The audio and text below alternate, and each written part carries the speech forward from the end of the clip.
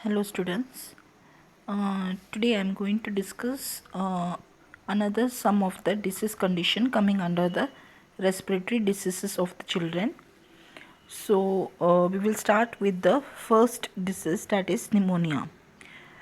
Now what is pneumonia? Pneumonia means it is the inflammation of the alveoli of the lungs. So any infection or inflammation of the alveoli which is occurring at the rate of 2 to 4 children out of 100 cases. So if we see the incidence, every 2 to 4 children are affected with pneumonia.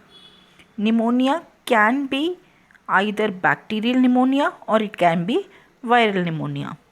So any aspiration of the lipid or hydrocarbon substances can lead to pneumonia. This is one of the most common cause of death among the infant, and especially pneumonia cases can be seen most often in the late winter as well as in the early spring. Now newborn who are born more than 24 hours after the rupture of the amniotic fluid and those who aspirate the amniotic fluid during the delivery are more prone to develop pneumonia. Now the most common causative microorganisms causing pneumonia can be either viruses or it can be bacteria.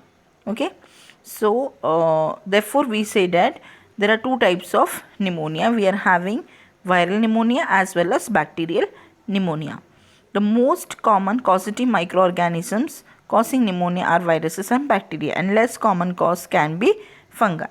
The most common causative microorganisms are bacteria and viruses, whereas the least is the fungi. Okay, so you can see in the picture how the normal alveoli of the lungs looks like, and how the child who is suffering from pneumonia, how there is a inflammation or infection of the alveoli of the lungs are seen. Now next is types of pneumonia. Now first is pneumococcal pneumonia. Now in infant, pneumonia is caused, the most common cause can be bronchopneumonia with infiltration of exudates into the alveoli of the lungs. So in older children, the pneumonia may be localized either in the single lobe or sometimes both the lobes are affected. Okay, so the child will be having progressive cough. Sometimes blood can be seen in the sputum. Okay, now assessment is the child will be having high fever, okay, with episode of febrile convulsion, nasal flaring, chest retraction. Because of the congestion, the child will be having chest pain, chills, dyspnea and abdominal pain. Tachypnea and tachycardia are the main symptoms you can notice because the lung is filled with exudates, as well as on auscultation a crackle sound can be heard because of the presence of the fluid. Okay, now the therapeutic management for the pneumococcal pneumonia is as it is one type of bacterial pneumonia, so we need to start with an antibiotic. So administer antibiotics, bed rest, frequently changing the positions to avoid collection of the fluid. Okay, so to avoid pooling of the fluid, we need to frequently change the position. Apart from this, IV therapy to maintain the hydration, antipyretics to reduce the fever, humidified oxygen to prevent hypoxemia, as well as chest physiotherapy will also encourage the movement of mucus and prevent obstruction in the older children. And when giving chest physiotherapy, they will be coughing out the sputum. Okay, so excessive amount of sputum can be coughed out. Okay, and we need to give small and frequent feeding has to be given to maintain the nutrition balance. Okay, so these all are the therapeutic management. Now for the viral pneumonia, this is mostly seen in children up to 12 weeks of age. The symptoms usually begin as upper respiratory tract infection. So initially you can see the child will be having upper respiratory tract infections like sneezing, cold, etc. Cold and flu symptoms can be seen in the early stage. Okay, so after 1 to 2 days with the respiratory infection, with the upper respiratory tract infection, or with the case, or like with the symptoms of flu, later on the child will be having symptoms such as fever, non-productive cough and tachypnea can be seen.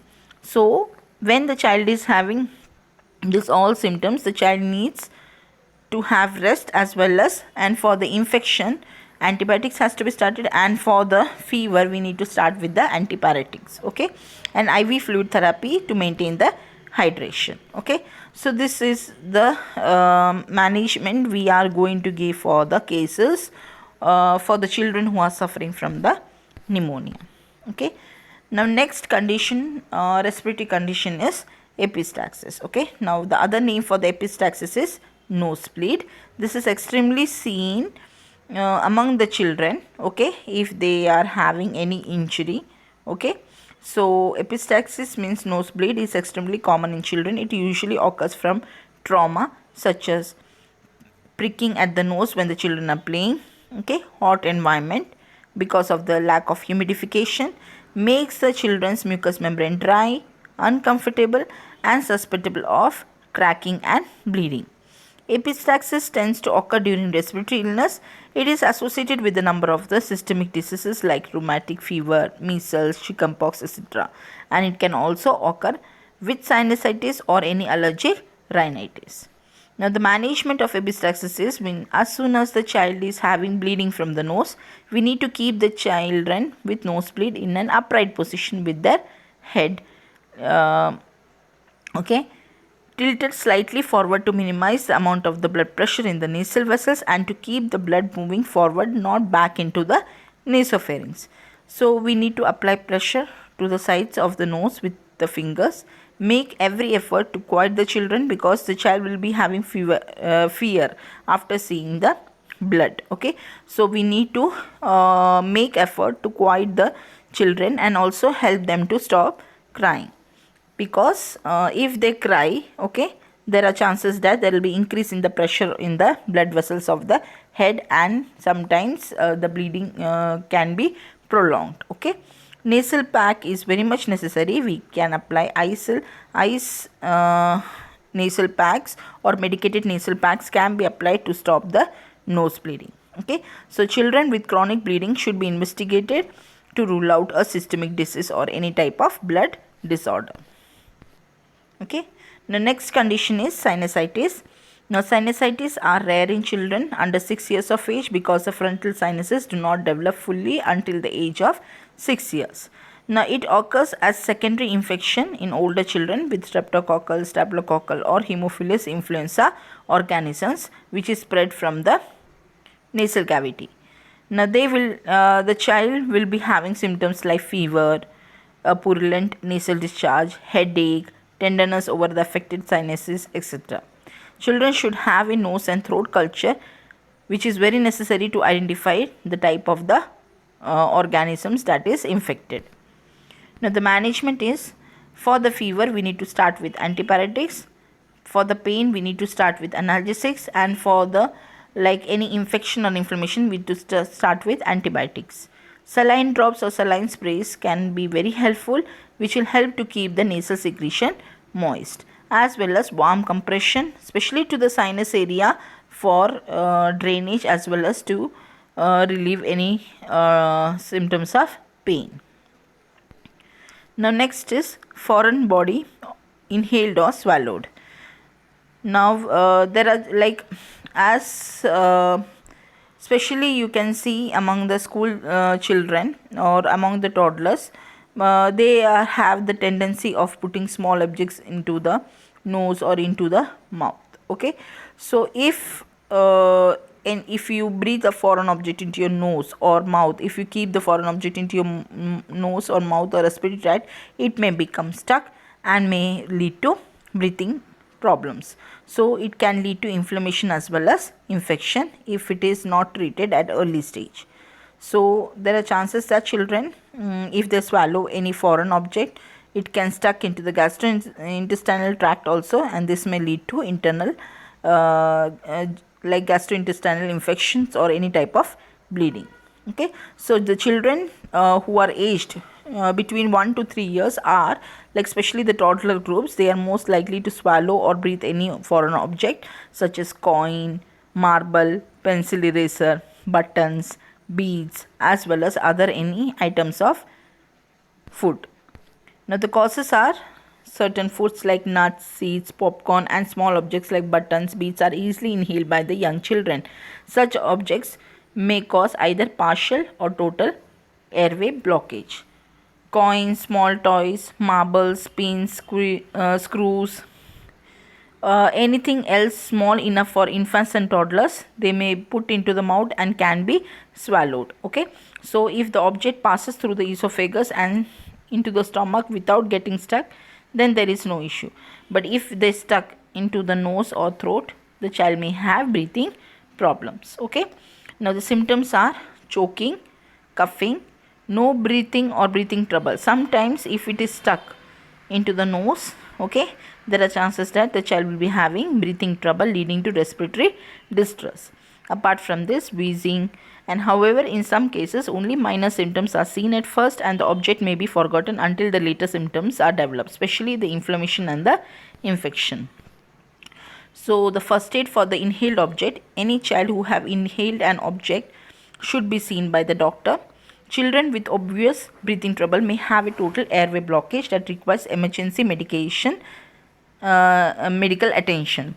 If choking or coughing goes away and the child does not have any other symptoms, he or she should be watched for signs and symptoms of infection or inflammations. If necessary, you can go for taking X-rays.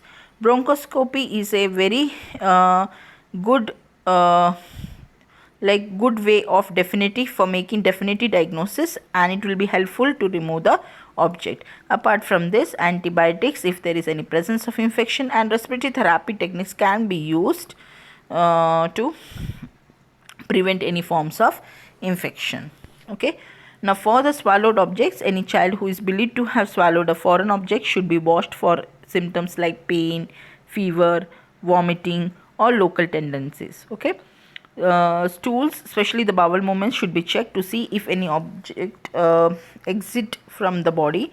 This may sometimes may cause rectal or anal bleeding. Even sharp objects such as pins and screws usually pass through the GIT, okay, without any complications.